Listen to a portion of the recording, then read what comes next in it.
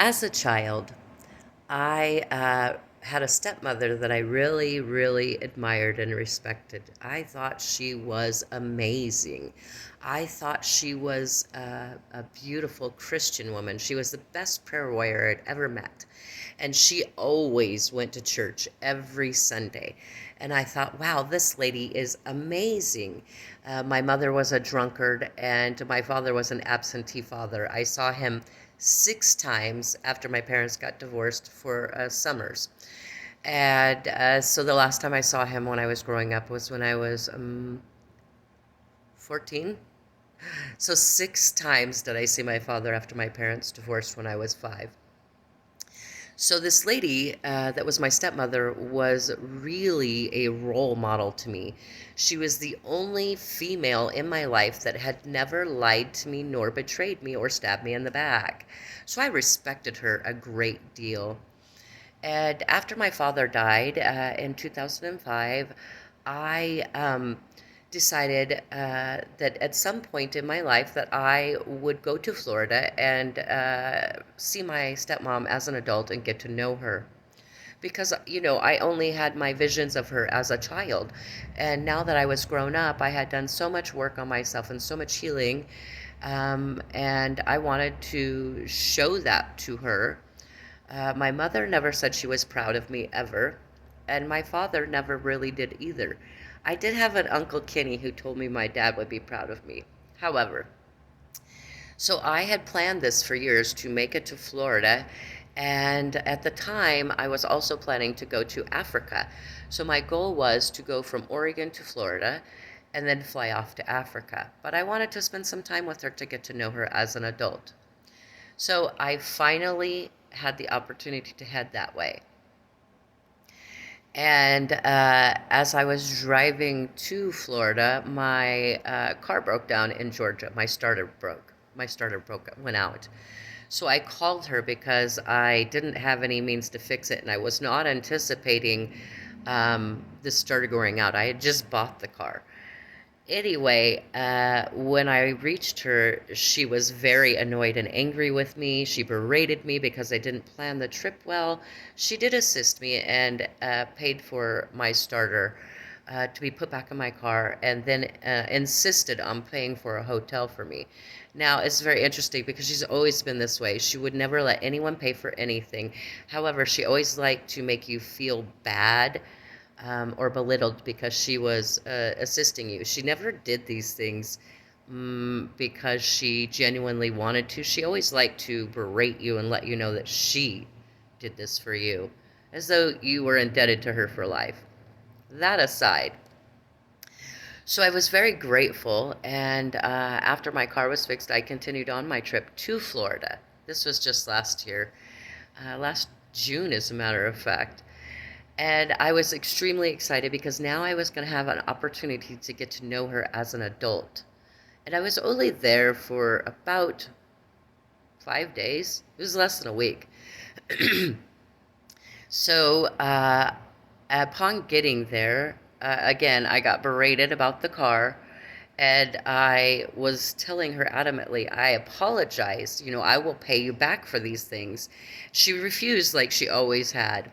All my siblings have always borrowed money from her, and I had not, except for when my divorce happened, and that's a whole nother story. That was some money that I promised to pay back to her that she refused to allow me to pay back until my house sold, which did not. Nonetheless, so she always liked having something over you because she was very materialistic. And I didn't realize that as a child, but I clearly understood this as an adult now. So the entire time that I was there, she just kept telling me that I didn't have a pot to piss in and that I needed to get my shit together and that I had a lot of healing to do. And I was very surprised because I was excited to see her and show her all the healing that I had done. And I had walked away from a three-bedroom house worth of things, my brand new car, my career of 30 years, to take a spiritual path. I was very adamant on that, and I explained that to her.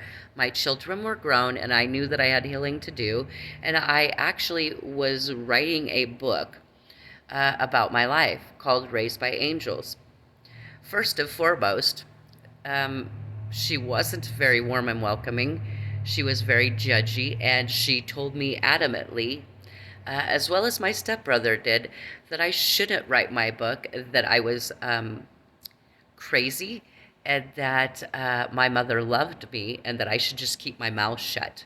So instantly, I'm pretty shocked because she knew of all of the abuse, and I found out while I was there she knew much more than I ever knew, and she was one that knew these things and just kept her mouth shut.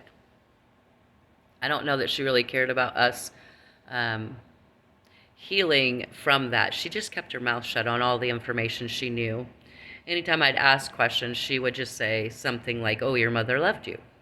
So the entire trip that I was there, she continued to reinforce that I didn't have a pot to piss in, that I needed to find a rich man in Florida and marry him so that I could have a big house and he would take care of me. And I was adamant about saying to her, I had taken a spiritual path and that materialistic items were not my thing. That my goal was to be a speaker and a teacher to help women and children heal from abuse and violence. And upon this trip, I spent a great deal of my time helping her organize her kitchen and going through all of her garbage cans full of wasted food. She had a habit of buying multiple things and just letting them expire and just, oh, we'll go buy more. A person that is typically a consumer in America. So one afternoon, her dear friend came over and asked me of my education. She asked me if I had any degrees. Now, at this point, I'm starting to realize that these people are not who I thought they were. She was far more shallow and materialistic than I realized, and so were her friends. So her friend came over and asked me about my degrees, and my instant response was, "Which one would you like to talk about?" And she was like, "Any." And so I expressed to this lady that I had 4 years of Lakota and Siberian shamanism, and it was the best thing that I'd ever done for myself because it helped me heal from trauma and abuse. And her friend laughed at me and said she didn't believe in these things and just literally tried to make a mockery of me and embarrass and shame me. And my stepmother was there the whole time, did not defend my honor. And at this point, I was shocked that this person that I admired and respected so much didn't even care about her friend being so disrespectful to me. And so I let it go and I attempted to be a good little Christian girl. Because, as I say, she went to church every Sunday and prayed constantly. So I believe that she was a beautiful Christian woman. So as I continued through my trip, she commanded that I do everything her way, as she always had. Like, you would never be able to tell her no. And if she said, "You're going to join me at the pool for swimming at 2 o'clock," then you would be joining her at the pool at 2 o'clock for swimming because this matriarch of the family demanded you do so. And God forbid if you didn't do what she said. And so I did so. I helped, sweep around the pool at her country club uh, neighborhood there and met all of her very snooty, rich friends and continued to allow them to shame me while she didn't defend me. And one day we went to church together. And she was adamant about the whole finding a rich man again and getting a big house. And then I, again, reiterated that I'm taking a spiritual path here, that that was not my zeal anymore. And she told me that I didn't have a pot to piss in and I needed to get my shit together. And I was offended by this point. And I told her, I said, "You do realize that you and your friends are shallow and you're superficial and snooty and rude." And then she, of course, became very defensive and said a few things. And I said to her, "I thought you were a good Christian woman." And she said to me, "I never said I was a good Christian woman." And I said, "Well, I thought you were." And I said to her, I said, "You missed the whole point. If Jesus walked across the street right now, you'd take one look at him and you'd say, that guy doesn't have a pot to piss in, and you'd miss the whole thing. And then she proceeded to take me to the bank, took out $500, and kind of tossed it at me in her car and said, "This is from your father. I hope you leave." Now, that is what she said to me. I hope you leave.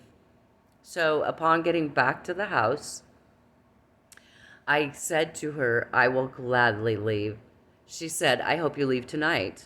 And so I said, fine. And I packed my car, and I was devastated because this devout Christian woman, or so I thought, had been so disrespectful to me and told me I was crazy and that I shouldn't write the book of my life and the abuse that I incurred, that I should just keep my mouth shut for the sake of her name, I guess. My elders were dead. My mom and dad have been dead for years. And so upon leaving, I said to her, lady, if I don't have a relationship with you, that's on you. I drove across the United States to get to know you, and this is how this played out. I'm the only one that doesn't have my nose so far up your ass because I don't care about your money.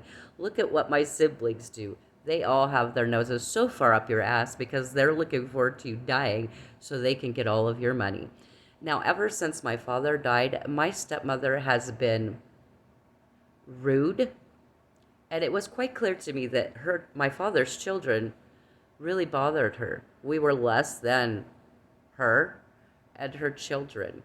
And that was another one of my experiences from a devout Christian. Those people that only are nice on Sundays.